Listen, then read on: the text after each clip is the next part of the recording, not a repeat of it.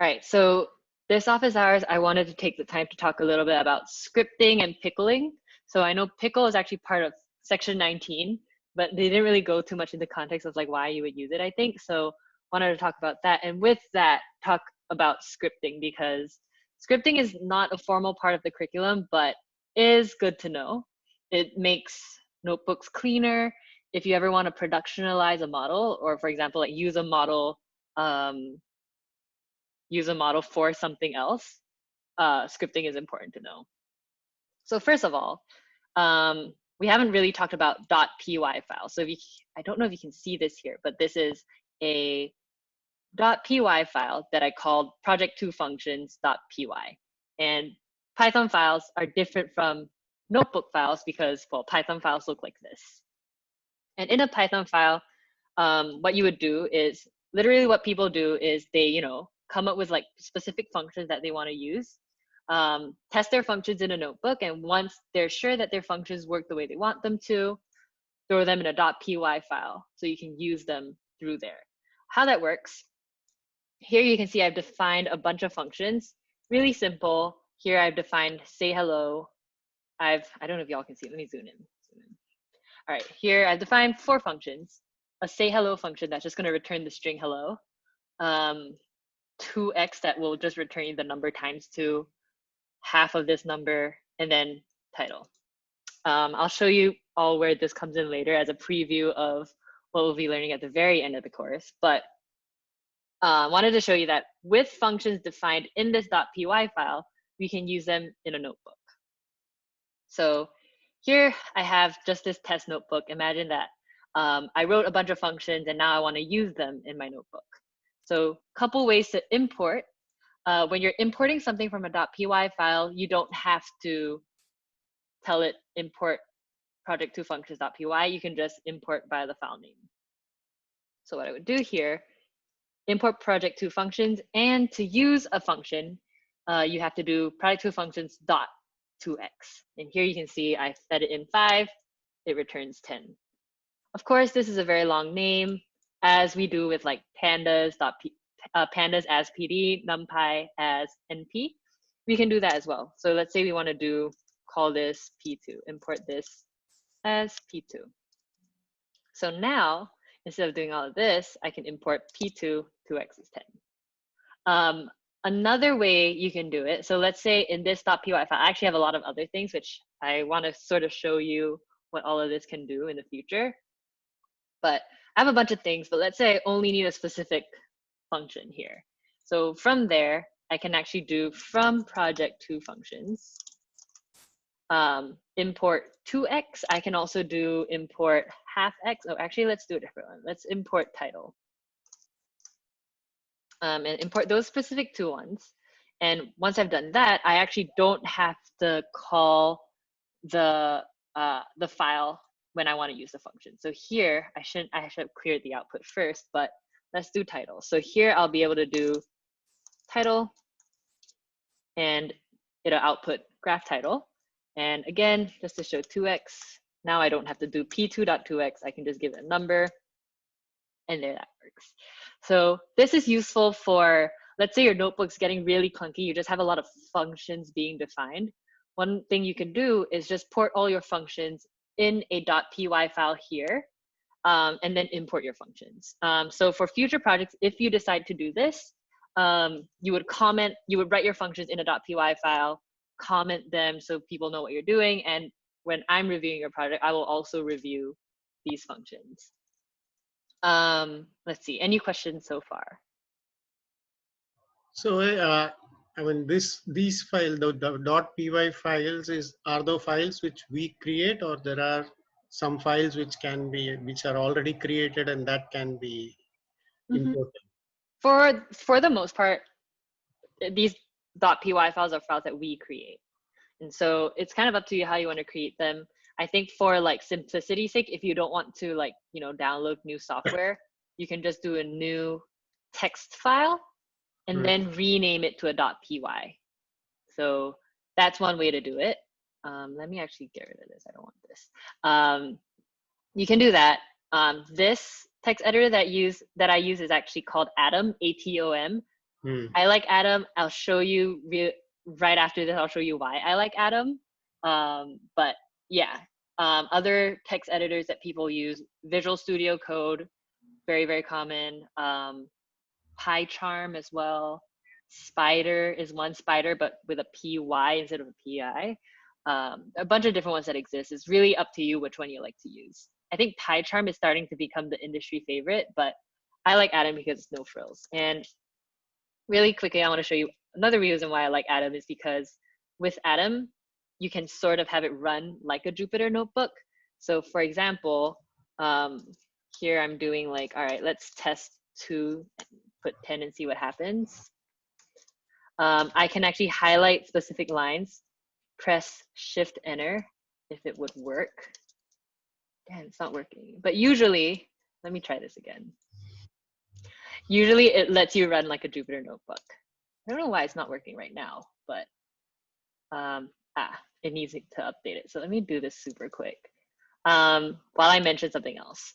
In your scripting files, I know like because you're testing your code in Jupyter Notebook, and as a result of testing code, you have a lot of lines like, you know, dot head or like dot, really just like outputting.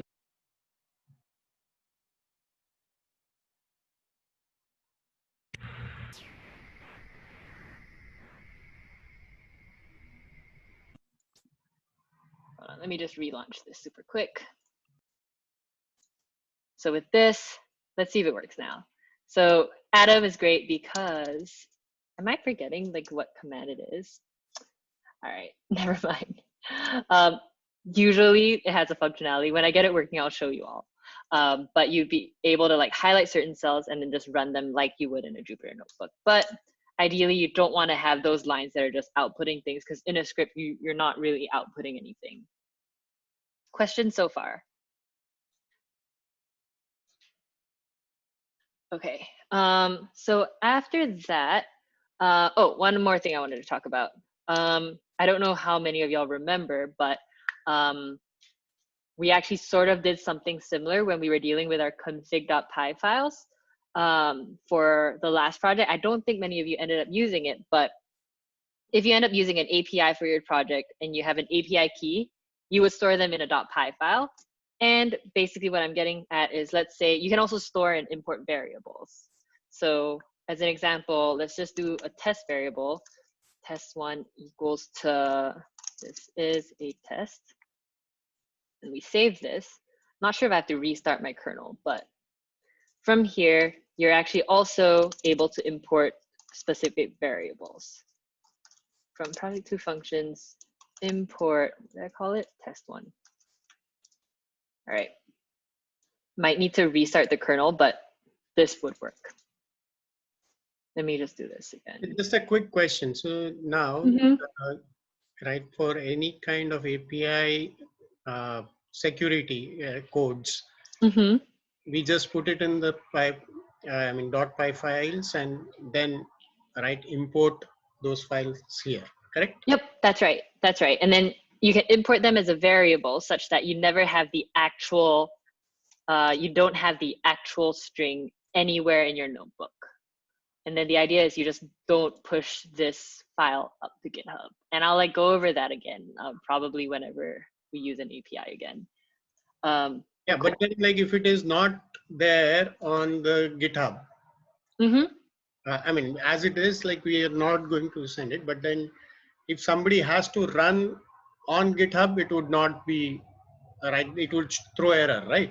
Yeah, and that's the idea. You want them to like, usually if someone is trying out your project or like running your code, typically you put a note saying that like to run this, you need to get your own API key and then put some instructions on like how to get it to work. Oh. Yeah, I'll talk about those processes again, like probably when we get to Capstone, because it's really not relevant for us right now. But all right, the next thing I wanted to talk about was pickling a model. So we talked about pickling in the curriculum very briefly, but pickling is basically saving variables. So here, what I have here is just a bunch of code that I took from, I think the one of the last few regression labs. I just took their regression. And so for this situation, imagine you're working on this project and you have your final model. So let's go all the way to the end. And I got my final model. This is the best model that I want. I fit my X and Y. Now, what I want to do is I want to actually use this exact model in, for example, a different notebook. And so to do that, you would use Pickle. So Pickling basically lets you save your model. And I'll show you this. So I have my model here. I run this, which actually saves my final model into this model.pickle file. And you can actually see here, I have this model.pickle file. And now with that model.pickle file, let's see, yeah, this is what I'm talking about. From here, I can actually load my model in a different notebook with this code here. So here I was actually like training a bunch of different models, still deciding which my final model was. Once I decided, pickled that by doing the pickle.dump, the final model. And then here, let's say this was, maybe this is a notebook that I want to write my prediction function. And then here I can have my model. And with that, we can see what the model is. Oh, actually, I have to run this. Here I have my model. It's the linear regression model that was there. I can do a bunch of different things with it. I think I can check the coefficients. These are all the coefficients of my model. I think I can also see the intercept. And this was everything that, wow, that's a crazy number. But this is everything that was trained with the training data from this notebook. So all the coefficients are all stored and saved. Models are not the only thing you can pickle. You can pickle anything, any variable. So here, I actually took the test data, the test set from this model, took the test data, pickled that as well. So you see here, I have the test data.pickle, and it's here, test data.pickle. You can see here, I'm opening that by loading up the pickle, and my data frame is here. So really, really good for moving things in between notebooks, because you literally are saving your variable as a pickle. So with that, I can actually make predictions. Just a quick question. Just a quick question. So instead of converting the data into a CSV file, you're just converting it into a pickle, and then you're just importing that. So we don't have to say that import CSV and then do all those process, correct? Yeah, it's kind of up to, I mean, saving it as a CSV versus saving it as a pickle is kind of the same. But yeah, saving it as a pickle saves the variable exactly as it was. Whereas CSV, sometimes some formatting changes. Sometimes, you know, you have the index column that comes out weird. So yeah. Okay. Technically, they're doing the same thing, but a little bit differently. So with for this project, let's say the first phase once we complete, right? And instead of saving the file as CSV, I can always save the file as pickle and then take it to the next notebook, correct? That's right. Okay. Yeah. So that's like a really neat thing about Pickle. So like in the future, if I want to take this model and productionalize it, which is what I'm going to show you guys in a bit, productionize meaning like I want to use it for like a website, maybe I want to have like a predictor on my website, I can do that. So how do we name the file? It's really up to you. Very commonly you do it .pickle, or I've also seen .pkl. So not just .pickle, but .pkl is a pretty common one as well. Technically, you don't need to have an extension, but it's good to have it so that you remember what it is. But yeah, those are some common extensions to use for pickle files. So the thing is, so while saving, we say that like, okay, convert the data frame into, right, let's say ABC dot pickle. That's it. Right? Yep. Okay. So this is the example. So this is my test data frame. This is the file name. WB means we're writing bytes like BYTES. And Mhm. then we are just dumping our test data using this. And then on the other side, when we're opening it, we open that pickle file with reading bytes, RB, reading bytes, and then we store it to a variable. And here I'm just using test again. Okay. Mhm. Yeah. And then, yeah, as I said, like we can make predictions on this very, very clean notebook. Okay. All right, any other questions before I move on to like, this part is really just like showing y'all like what you would do with these. The stuff that I'm about to show you is nothing like what you're gonna be doing now. All right, so if no questions, I'm gonna bring up my terminal and just show you guys like an example of a project that I did. And by capstone, for capstone, I'll show you all how to do this. So on my desktop, I have an example of a project that I did.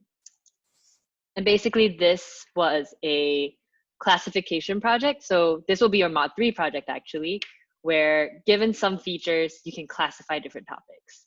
And so this was actually my own mod 3 project. And what I did was I created this mini web app that actually you can run in your browser. So this is actually where all the functions come in. Let me also open another thing to show you. Let's see. All right. So in here, and I'll walk through all of this by the time capstone rolls around. But here, this graph that's being predicted, that's being shown here, comes from me using all of my functions. And so this is very intimidating for now, so don't worry about this. But you can see that I am actually importing my functions. Here I'm using my 2x, I'm using my half, I'm using my say hello, I'm using my graph title, which are all functions that came from here. So having all your functions in a .py file makes it very easy to use them in different places. So something else I wanted to show you was my actual model. So I think it is here. There we go. So for some context, I created a text classifier for my mod 3 project that basically was trained on Reddit posts to see whether something is talking about art or talking about programming. The use case, not very clear, but this is what I did. And with that, I actually productionalized my model, which means that I took my model that I had trained in Jupyter Notebooks and made it into a web app. So for example, I can really just give it any input. When I click submit, it's going to go through all like the processing steps. It's going to clean up this data in the way that the model needs it to be, and it's going to return me a result on the next page. So here you can see that it makes a prediction. Just like that. And then I can also classify more. For an example, this is like science versus art. So if I talk about like painting, you get an art classification. We'll build these classifiers for the next project. But what I wanted to show you was how I was able to put this on a web page was because I had pickled a bunch of things. So if we were to look into my data pre-processing, I am using Pickle. And here we can see that I am loading my model over here. So this is actually a model that I pickled. And also part of the pre-processing steps, I got rid of like not useful words. And that is also something I pickled. We will get back to this as, when the time comes to learn about all of this stuff, but pickling is very, very important because of that. It just lets you use your functions, your models, anything that you need saved in different places. I know this is not important for y'all right now, but any questions? Yeah. So let's say like if there is a survey that needs to be done, and if we create right a profile online and just run it across people that okay just submit the survey, and based on the survey uh, the graph keeps changing. Yeah, How, we'll actually talk about how we can potentially build that, but only when we get to capstones. okay. Yeah, yeah. These, I think, So this is the model part, but we will also talk about building dashboards. This is a very simple one, but I'll also talk about building like multiple graph dashboards that you can like filter different things. Like I had a student that just graduated that did like a sports baseball project and basically had like a dashboard where you can like select different players to compare their like stats over time, things like that. And we'll talk about that when we get to capstones. All right, the last thing I wanted to show you was how you can use functions in your terminal. So I don't know how many of you play around with this because I haven't really talked about it, but if you have like a Python file, you can actually access it through your terminal in different ways. Well, first you can access Python in your terminal. I do this sometimes when I just want to test, like do math really quick. If you literally just type in Python, it spins up Python and you can do things there. So like quickest thing to do, maybe do like a bit of math and then you can do that, but it just executes a line at a time. Functions you can technically define here. So if I do like, all right, I think if I do this, I would have to like indent it like this. Oh, x times 2. And then I'll be able to use like double 10 and then that will work. People don't do this very often. I just do it to like test things really quickly. What I wanted to talk about was here I have my .py file. So let me actually just exit out of this, and you exit out of your Python by doing exit with parentheses. One more thing I want to look at is here we have this functions file. Let's say I wanted to just test that something would work in production, meaning like just want to test that if I were to like import this somewhere else, will it work? Something you can do is Python-i and then the project name, the file name. So this one will be project2 functions.py. So what this does is it actually will execute everything in this file. And then so all of these functions will already be defined. So I had like basically what was here. Once I close this out, none of that is saved. But now I've started up Python running this .py file. I can basically use any of the functions that I had previously defined to see what the output would be. So I think I actually might be able to use this. Let me see really quickly. If I use my classified text function, I'm not 100% sure that this will work, but maybe I want to say data science is cool. All right, it won't work because my pickles are not here. But you should be able to test things through your command line like that. So for example, let's do like a simpler one. Let's just do like the doubling one. So I have 2x and let's do like 40 now and we'll get 80. Yeah, these don't work currently because I don't have all the pickles in the right place. But this sometimes can come in handy if you just want to test something really quick. Questions about that? So, the functions for git bash and this are the same? We're not really using functions. The functions are what you define in here. So the I'm pretty sure the commands are the same. Like to start Python, you just type in Python, and this will just start an empty Python. To exit is the same. I am quite sure that if you want to run a specific file in Python, pretty sure it is also -i, because -i means, I think it means interactive. I think that should also work. But definitely, like, if anyone who's not on a Mac tries it out, let me know. But yeah, this I think is helpful to know because I think the curriculum doesn't really talk about it and could come in handy. Like if you find like for this project, maybe you have like a bunch of cleaning steps. Maybe you just want to turn all of that into one function, put it in like a .py file, and then run the function in your notebook. So that saves you, it makes your notebook a little bit neater as well. So you don't have a lot of outputs. But yeah, it's kind of up to you. You don't have to do this. I just feel like at some point I have to share this. So yeah. Questions? Cool. I will stop sharing now. I mean, I'll stop the recording now.